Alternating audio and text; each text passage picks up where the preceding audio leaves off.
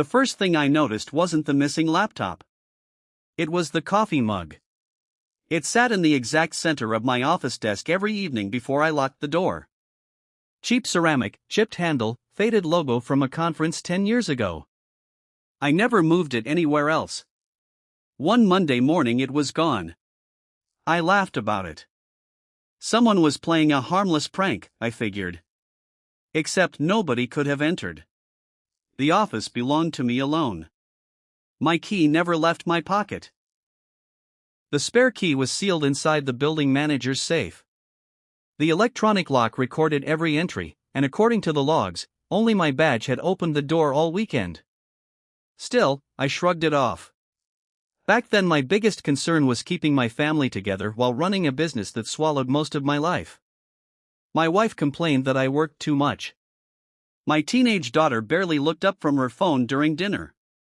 I kept promising things would calm down after the next contract. I believed our problems were ordinary. I had no idea my locked office was quietly becoming the center of everything that would eventually destroy my marriage. The missing mug turned into missing pens, then folders I knew I had left on my desk. Nothing valuable at first. Just small things that made me question my own memory. My assistant joked that I was finally getting old. I laughed with everyone else, but the joke stayed with me longer than it should have. I started taking photos of my desk every evening before locking the office. It became a strange little ritual. Keyboard straight. Notebook on the left. Blue folder in the top drawer. Family picture facing the door. The next morning something would always be different. A drawer slightly open. The notebook moved a few inches. A document sitting upside down. Never enough to prove anything. At home I mentioned it to my wife. She smiled and said, "You've been working 12-hour days for months. You're exhausted." Maybe she was right. I wanted her to be right. Stress can make people forget things. I read articles about it late at night while she slept beside me. But deep down I knew one uncomfortable fact. I wasn't forgetting. Someone was entering a room that, according to every lock, camera, and access log, nobody had entered at all. After 2 weeks, the missing items stopped feeling like a prank and started feeling personal. Nothing expensive ever disappeared. Cash stayed in my drawer. My watch remained untouched whenever I took it off during long meetings. Whoever was getting inside wasn't interested in stealing money. They were touching my life. One Friday afternoon I found the framed photo of my family lying face down inside the bottom drawer. I had left it standing on my desk less than an hour earlier before meeting a client. I stared at it for a long time. Nobody else found it disturbing. My assistant frowned and asked, "Are you sure you didn't move it yourself?" I know I didn't. She gave me the kind of sympathetic smile people use when they think someone is under too much pressure.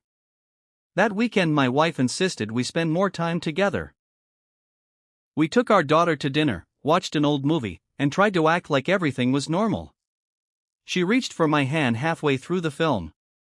"You've been somewhere else lately," she whispered. I squeezed her fingers and apologized. The truth was, my mind never left that locked office. Something impossible was happening there, and I couldn't stop thinking about it. By the beginning of the third week, I stopped trusting the building's security system. I asked the property manager to check the access logs again, convinced there had to be some glitch. He printed every entry for the past month and spread the pages across the conference table. "There," he said, tapping the paper. "Only your badge. What about the master key? It hasn't been checked out." He even showed me the sealed envelope that contained the emergency key. The signature across the seal was untouched. According to every record, my office had been locked the entire time. That answer should have reassured me. Instead, it made everything worse. The following Monday I noticed something that sent a chill through me. A contract I had been preparing for weeks had fresh handwritten notes in the margin. Not mine. The handwriting looked strangely familiar, but I couldn't place it. I carried the papers home, hoping my wife might recognize it. She barely glanced at the pages before saying, "Maybe one of your employees wrote them during a meeting. They've never had access to my office." She looked at me for a second too long, then quietly changed the subject. It was the first time I caught her avoiding my eyes. That look stayed with me. It wasn't guilt, not yet, at least not something I could name. It was hesitation, like she had almost said something and decided against it at the last second. Over the next few days, I began noticing other little things at home. She started taking phone calls outside. She changed the passcode on her phone after years of using the same one. When I asked about it, she laughed. "You're becoming paranoid." Maybe I was. The office was turning me into someone I barely recognized. I checked locks twice before leaving. I reread emails because I couldn't remember sending them. I even wondered if I was sleepwalking and somehow rearranging my own office without remembering. Then something happened that I couldn't explain away. I found a silver cufflink under my desk. It wasn't mine. I hadn't worn cufflinks in years, and none of my employees dressed that formally. I slipped it into my pocket without telling anyone. That evening, while my wife was showering, I emptied my pockets onto the kitchen counter. Her face went completely pale the moment she saw the cufflink. She recovered almost instantly. "I've never seen that before," she said. But she answered far too quickly. I couldn't stop thinking about her reaction. It lasted maybe 2 seconds. Most people wouldn't have noticed it. But I'd spent nearly 20 years reading that woman's face. I knew every nervous habit, every forced smile, every tiny pause before a lie. She had recognized that cufflink. The next morning, before leaving for work, I quietly searched the pockets of the winter coats hanging in our hallway closet. I wasn't even sure what I was looking for anymore. Receipts. Notes. Anything. Instead, I found a small velvet jewelry pouch buried inside one of the storage boxes. Inside was the matching cufflink. My hands actually started shaking. I sat on the floor staring at the pair for several minutes, trying to think of a reasonable explanation. Maybe they belonged to her father. Maybe she'd found them somewhere.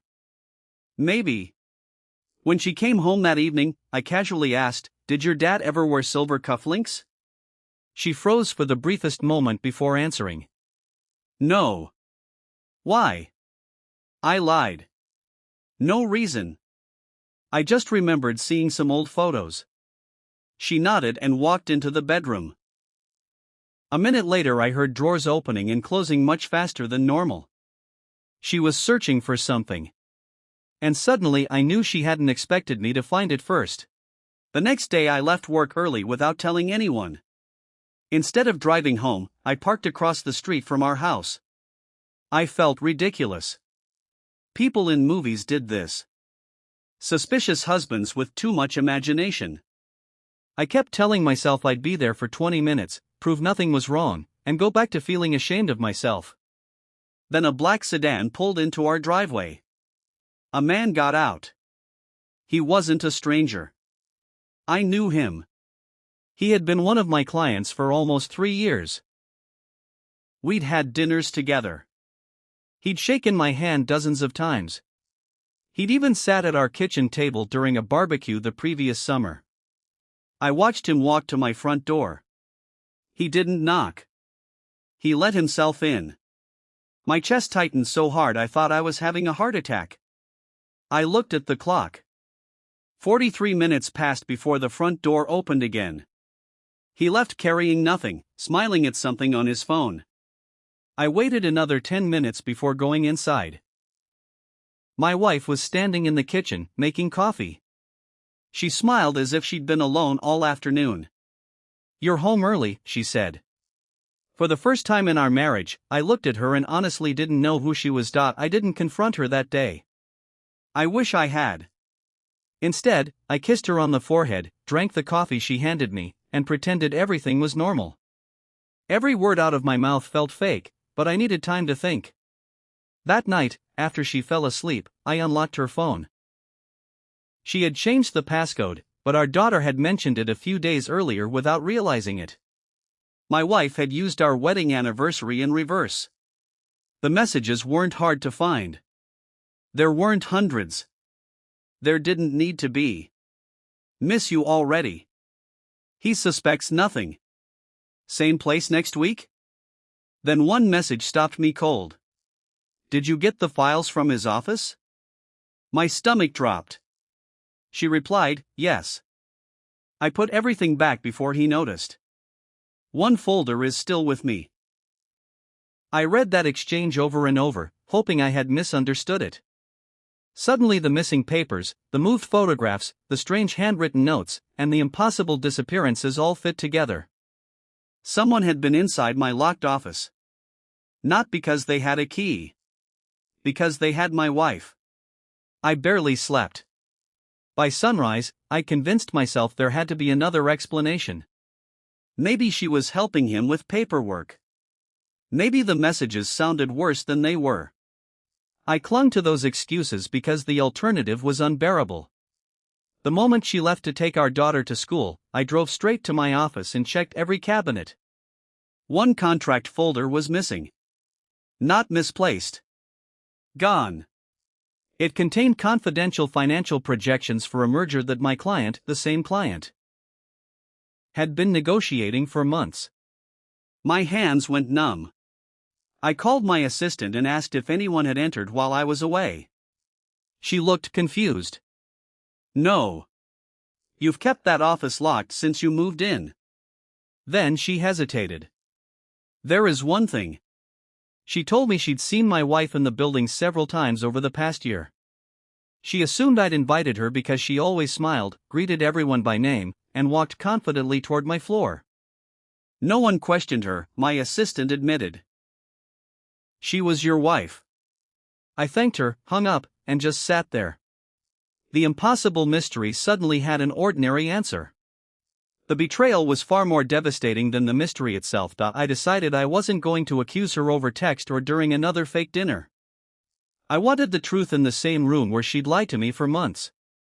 That evening I placed the missing contract folder on the kitchen table. Next to it, I laid the 2 silver cufflinks. Then I put her phone beside them. She walked in, saw everything, and stopped so suddenly that her purse slipped from her shoulder onto the floor. For a long moment, neither of us spoke. Finally, I asked, "How long?" She didn't ask what I meant.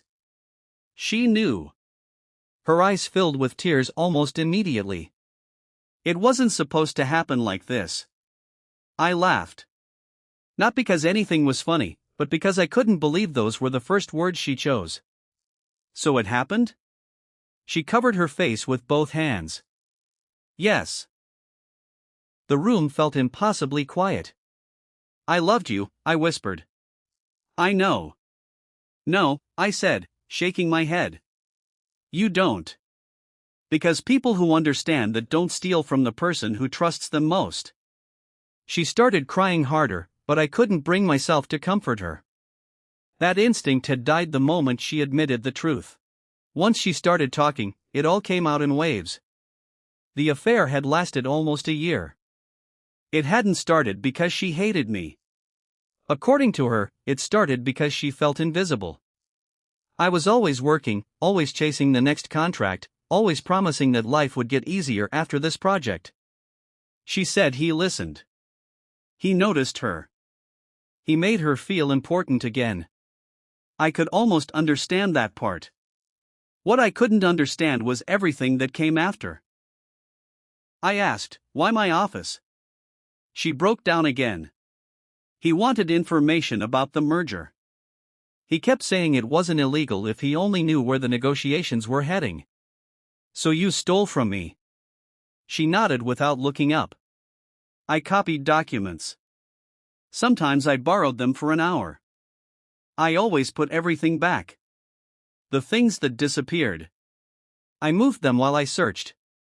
The coffee mug. The family photo. The folders. Everything.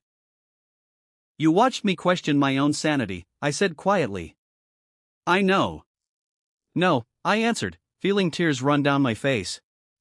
You watched the person who loved you think he was losing his mind, and you said nothing. Our daughter came home before the conversation was over. The moment she walked through the front door, she looked from my face to her mother's and immediately knew something was wrong. "What's happening?" Neither of us answered. She asked again, louder this time. Finally, my wife whispered, "Your father knows." Those 3 words were enough. Our daughter looked at me with complete confusion. "Knows what?" I couldn't make myself say it. My wife did. I had an affair. The silence afterward was unbearable. Our daughter stared at her as if she were looking at a stranger. Then she asked the question that hurt more than anything else. "Was Dad not enough?" My wife burst into tears. "It's not that simple." "It is to me," our daughter said, her voice shaking. "He trusted you." She ran upstairs and slammed her bedroom door so hard that one of the family pictures fell off the hallway wall. I picked up the broken frame and noticed the glass had cracked directly across all 3 of our faces. For some reason, that tiny detail broke me more than the confession itself. It felt like someone had captured the exact moment our family stopped existing. The weeks that followed were a blur of lawyers, sleepless nights, and conversations I never imagined having.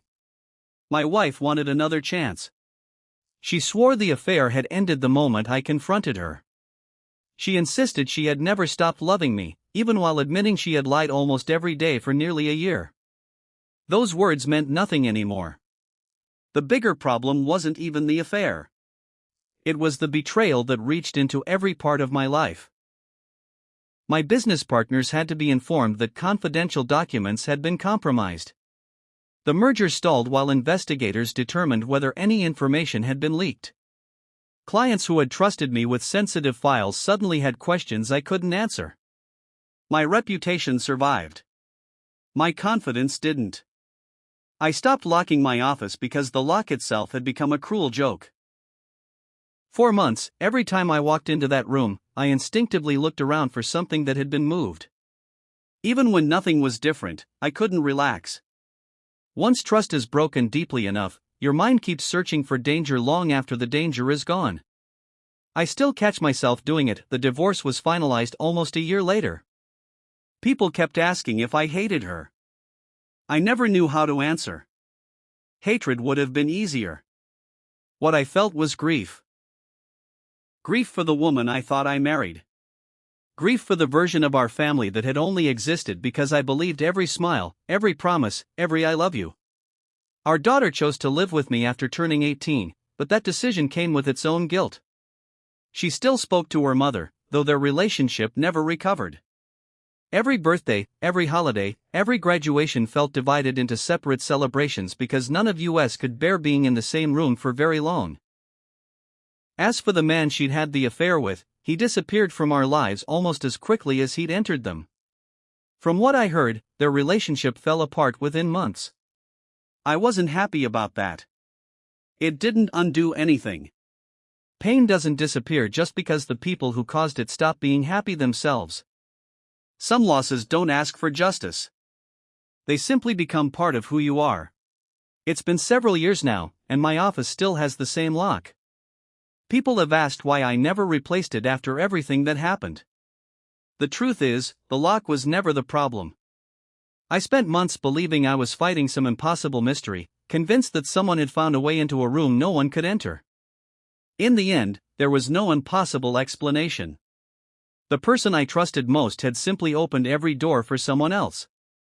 That realization changed the way I see trust forever.